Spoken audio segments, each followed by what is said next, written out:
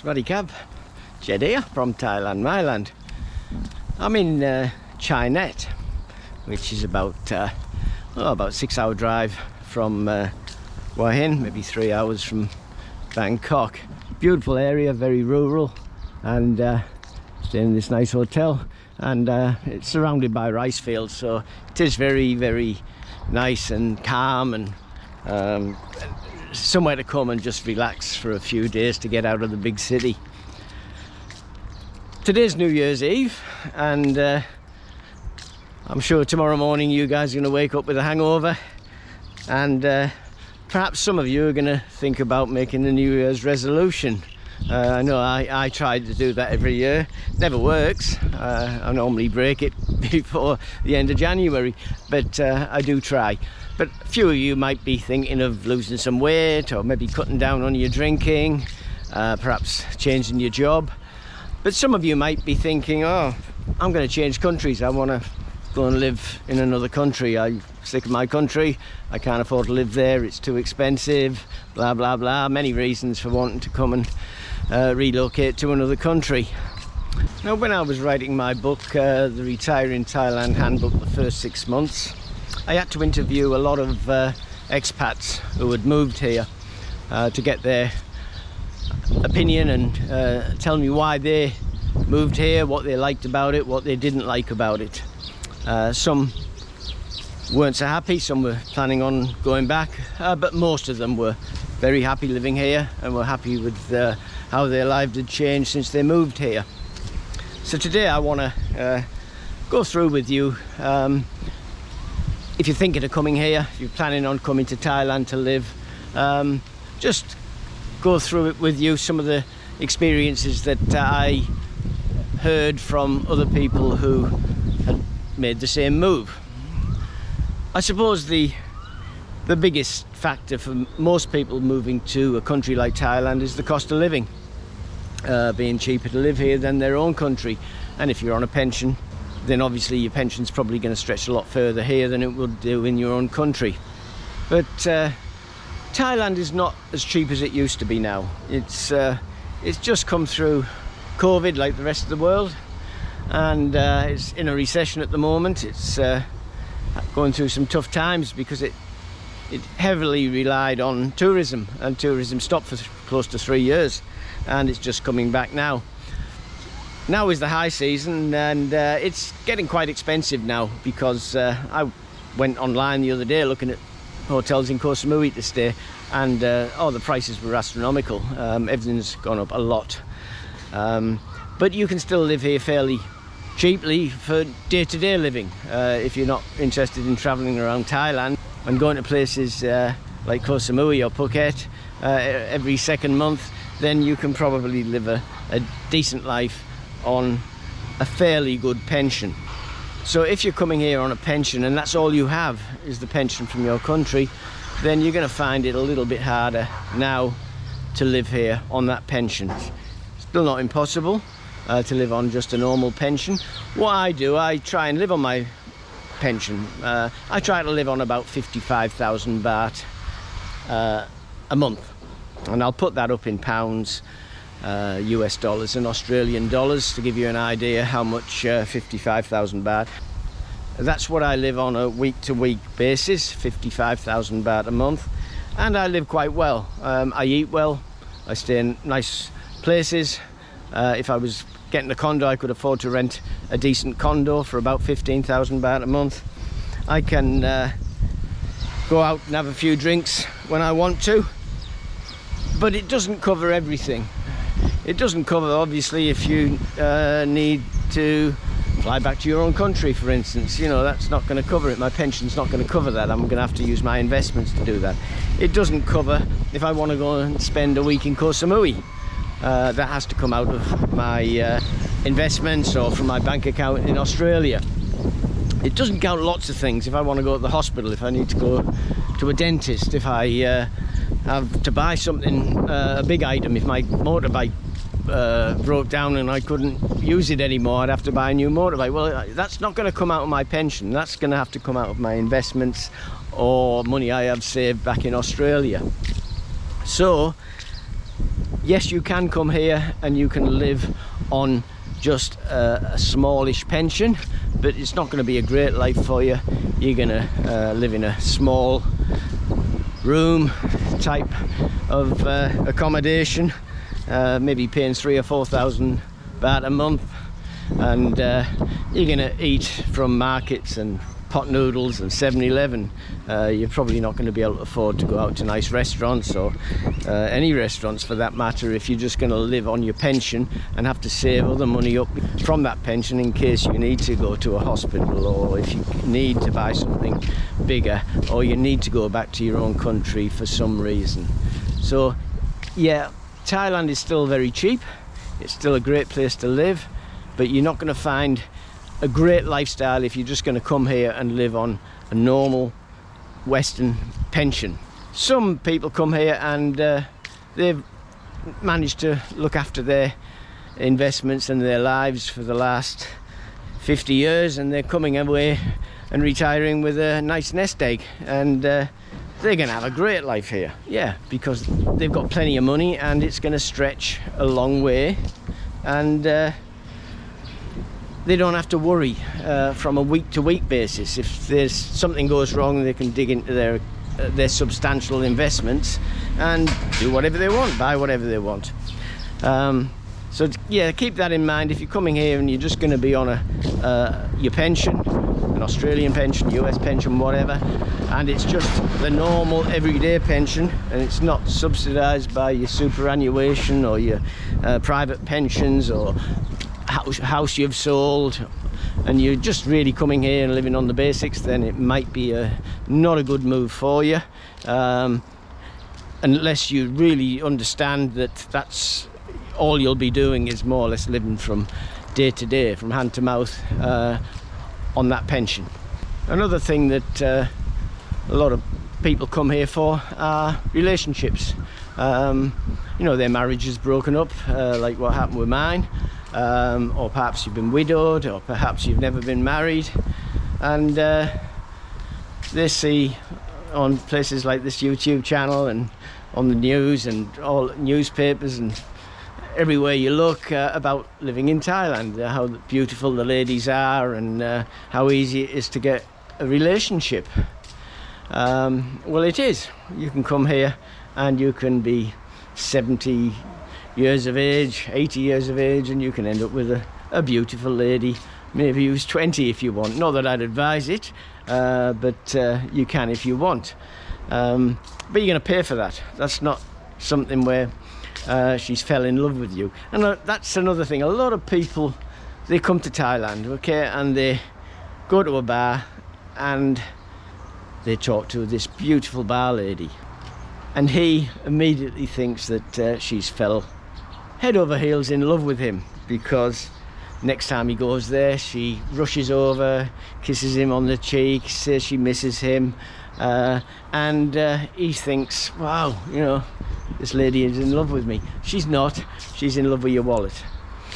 It might end up better in years to come, as if you stayed together. It might be that she does fall in love with you, but the chances are not good, from what I've spoke to those people when writing my book, who sort of married a bar girl. Not all, but most of them, it ended in tears, going with a bar girl and going into a long-term relationship, or even getting married, because you are a customer. When you go to that bar, you are buying their service.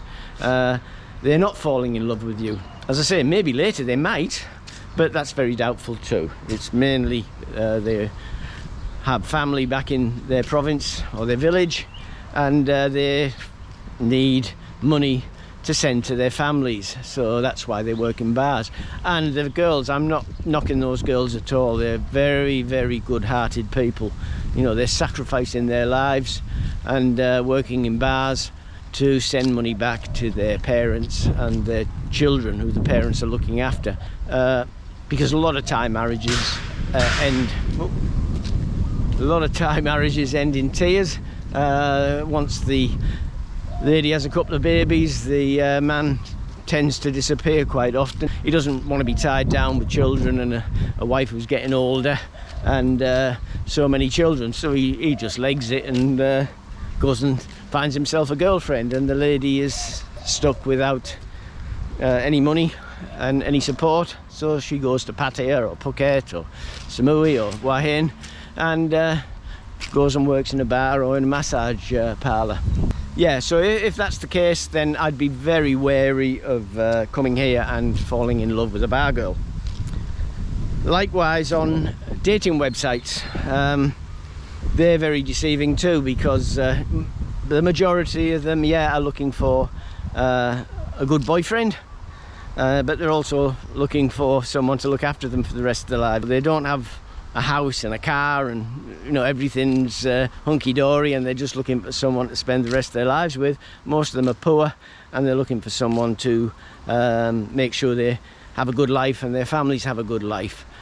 And a lot of the people on those websites also are freelance. They might be bar girls, but on the website, so you do have to be very careful if you're even going on a website.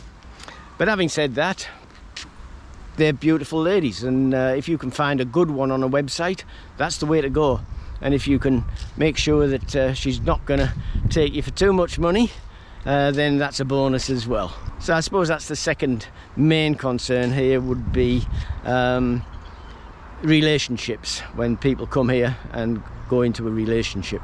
I suppose the third reason for people wanting to move to Thailand, when I was doing the research for my book, first reason being financial reasons, coming here so their money will stretch a lot further than it does in their own country. The second being trying to get into a relationship and trying to be happy again with a beautiful lady. The third thing that I found was most people wanting to come here was for the weather, and once again it suited some people, but not all. The majority of people come here and they love the weather, and why wouldn't you? Look at this. And this is for, you know, most of the year. You do get a wet season, but I like that too. There's nothing wrong with a bit of rain, and it's not your miserable rain like you do get in the UK. The sun not coming up till 8 o'clock in the morning, and then you go outside and there's this horrible rain. Not like that. You just get torrential rain, and it's tropical and it's still hot. And everything's green and everything's beautiful because of they're getting so much rain. Everything sort of comes back to life again. So there's good things about the wet season. And without a wet season, well, you'd have nothing to drink. There'd be no water. So it's part of life here. But having said that, there are some people who've come here because of the weather. They've come here for a couple of weeks holiday over the years. Maybe many times they've come here for holidays, and they think, one day I'm going to go back there, I'm going to live, because I love the weather, I love the climate. But when you come here and it's like this for 52 weeks of the year, and really there's no relief from it unless you stay in your house with air conditioning or you go to an air conditioned shopping centre, then there's no real relief from it. And if you're from a cold country like the UK or some areas of the US or Canada, sometimes you can't adapt. You miss the colder weather, or your body just says, no, this is not me. I was born in Canada and I love the Canadian weather. I don't like this. Take me back home. So sometimes the weather can be a problem here. Not for me. I've lived in hot countries since I left the UK in 1969, looking for somewhere hot to live, and ended up in Bermuda working. So I've always loved the hot weather, and after Bermuda I've always lived in hot countries. And I would never change that. I love the heat, and I think it's kept me young in a way, because I go out a lot and I exercise by walking on beaches, and the sun, I know you can get skin cancer and all that, but I never worried about that, and I've always just gone out and enjoyed the sunshine. I've gone to the beach, I've gone swimming, and luckily enough I've never been struck down with anything like skin cancer. I think my skin is so used to the hot weather that it's immune to it now. So yeah, if you're gonna come here, keep that in mind, that the weather can play a big factor. You're not on holidays, you're here, you're living here 52 weeks of the year. And unless you've got a lot of money, if you're like one of those retirees I was telling you before, who've, you know, sort of have a big amount of money to spare, and you can't take it with you, so they might as well spend it while they're here, then maybe for someone like that it's okay, because you can think, oh, I'll just fly back to Canada for a few weeks, you know, it's too hot here. But if you've got only a small pension, that's not an option for you. You probably can't just hop on a plane and go and find some cooler weather. So keep that in mind.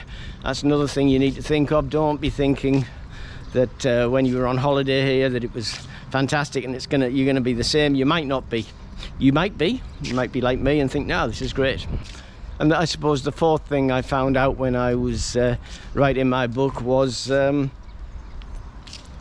people who came here and missed their family, friends, and their way of life back in their old country. And that is a massive thing, because you think sometimes that that's not going to happen. You think, I'm okay, my children have all grown up, they don't need me in their lives, I'm going to get on with my life. But when you actually get here, sometimes you change your mind. You miss them. You might not miss your kids so much, even, because they've actually have grown up, and you know, you spent a lot of years with them. But you might miss your grandkids because you're not watching them grow up. You're only seeing photos of them or talking to them online or whatever. When that's a good thing nowadays. I remember when I first went to Australia, that was back in 1974. And oh, it was very expensive to make a phone call to my parents back in the UK, and very hard. You know, it wasn't easy. Sometimes you had to book a call back in 1974. You couldn't just get on the phone and dial and get through to them. Plus, my parents didn't even have a phone. I had to arrange for them to go to someone's house so that I could talk to them. So times have changed. Now you've got internet, you've got free phone calls on apps like Line, and don't even cost you anything, and you've got video calls at the same time as you're talking to them. You can see them. So things have changed, but a lot of people still miss their families. They come here and they can't settle because they can't see them whenever they want. As I say, the rich people, yes, they can fly back to their country and see their children and their grandchildren whenever they want, because they have the funds to do that. But if you're coming here on a small pension, then you know, you could be sat in your small place eating your pot noodles and thinking, I miss my family. And you do have to think about that. Don't be coming here thinking that everything's hunky-dory. It's not always. There's a lot of bad things as well as good in moving to another country. Also, it's not just your family, it's friends. You come to Thailand, you're going to have to make a whole lot of new friends. You've got to start again making friends, and that can be hard, because a lot of the expats here have a different lifestyle to you. You know, a lot of them perhaps like to drink, and if you like to go and have a drink, then that's fine. You'll maybe make a lot of friends. But if you don't, if you just want to go and visit temples and go to parks and go to the beach, you'll find it hard maybe to find expats who like to do that. A lot of people also don't take the advantage of making Thai friends, and I think it's important that if you're going to come to a country and embrace a country and live in that country, you do have to think about making friends with the locals. I've lived in 10 countries and I've always made friends with the local people. I go out my way to do that because it helps me. I get to know about the country, and I get to know the best places to shop because the locals shop there. I get invited to parties of Thai people and their houses, and I feel as if I've assimilated in the country. I haven't just come here to use what good things about the country and just use the beaches and go to the pubs and the bars and go out for dinners. I've actually meeting the people and getting to know about their country.